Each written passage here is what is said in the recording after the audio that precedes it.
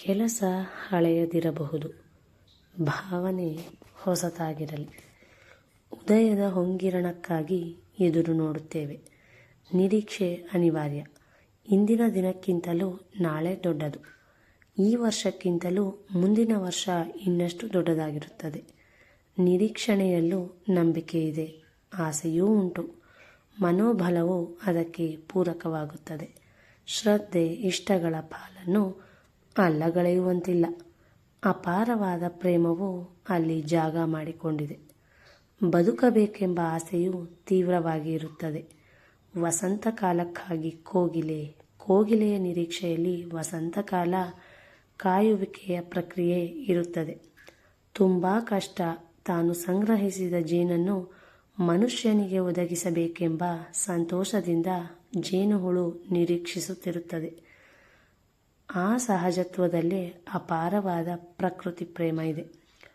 ಮಹಿಮಾನ್ವಿತರನ್ನು ಹೆತ್ತ ತಾಯಂದಿರೂ ಸಹ 9 ತಿಂಗಳು ತಮ್ಮ ಗರ್ಭದಲ್ಲಿ ಹೊತ್ತು ಅವರ ಬರುವಿಕೆಗಾಗಿ ಎದುರು ನೋಡುತ್ತಾರೆ.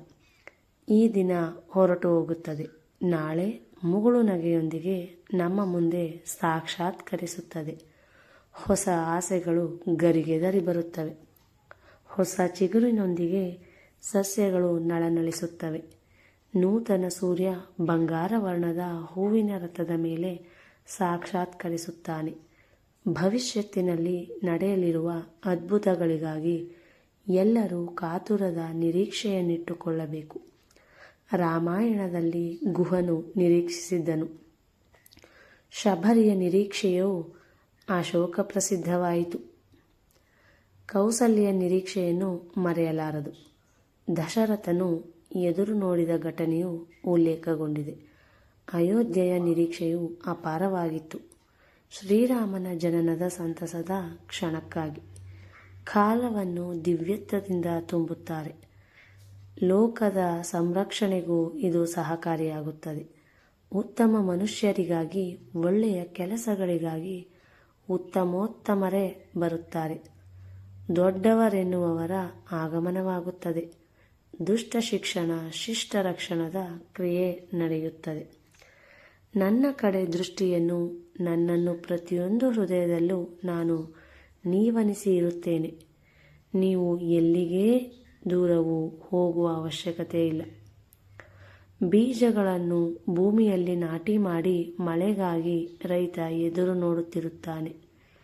ಜೀವನದಲ್ಲಿ ಆಸೆಗಳನ್ನು ನಾಟಿ ಬಂಗಾರದ ಭವಿಷ್ಯತ್ತಿಗಾಗಿ ಮನುಷ್ಯ ಎದುರು ನೋಡುತ್ತಾನೆ. ಮನುಷ್ಯ ಜೀವಿಸಿರುವುದೇ ನಿರೀಕ್ಷೆಯ ಆಸೆಯಿಂದಾಗಿ. ನಾಳೆಗಾಗಿ ಹೊಸ ಪತಾಕೆಯನ್ನು, ಜೀವನ ಸ್ಫೂರ್ತಿಯನ್ನು ತುಂಬಿಕೊಂಡು ಸವಾಲುಗಳೊಂದಿಗೆ ಮುಂದೆ ಗಡಿಭಾಗದಲ್ಲಿ ಚಳಿ ಮಳೆ ಎನ್ನದೆ ಕಾವಲು ಕಾಯುವ ಸೈನಿಕನಂತೆ ದೇಶಭಕ್ತಿಯಿಂದ ಜೀವನವನ್ನು ರಕ್ಷಿಸಿಕೊಳ್ಳುತ್ತಾ ಬದುಕನ್ನು ಸವೆಯಿಸಬೇಕು. ಜೀವನವಿಡೀ ನಿರೀಕ್ಷೆಗಳೇ ತುಂಬಿರುತ್ತವೆ.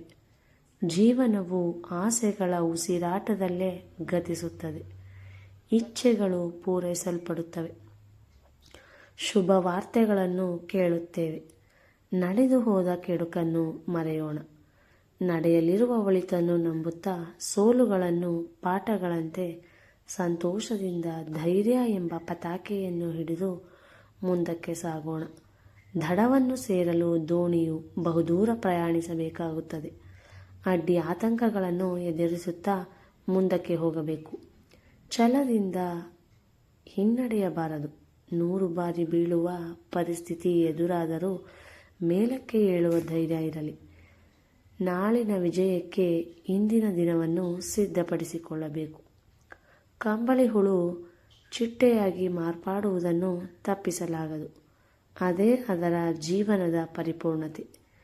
ಎಲ್ಲರೂ ಶುಭಾಶಯಗಳನ್ನು ವಿನಿಮಯ ಮಾಡಿಕೊಳ್ಳಿರಿ. ಹೊಣೆಗಾರಿಕೆಯನ್ನು ಮರೆಯದಿರಿ. ಆನಂದದ ಭರಾಟೆಯಲ್ಲಿ ಜೀವನದ ಮೌಲ್ಯಗಳನ್ನು ವಿಸ್ಮರಿಸುವಂತಿಲ್ಲ.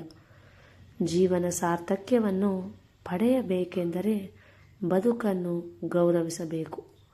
ಹಳೆಯ ಕೆಲಸಗಳಾದರೂ ಹೊಸ ಭಾವನೆಗಳಿಂದ, ಜಾಣತನದಿಂದ ವ್ಯವಹರಿಸಿ ಉತ್ತಮಪಡಿಸಿಕೊಳ್ಳಬೇಕು. ಧನ್ಯವಾದಗಳು.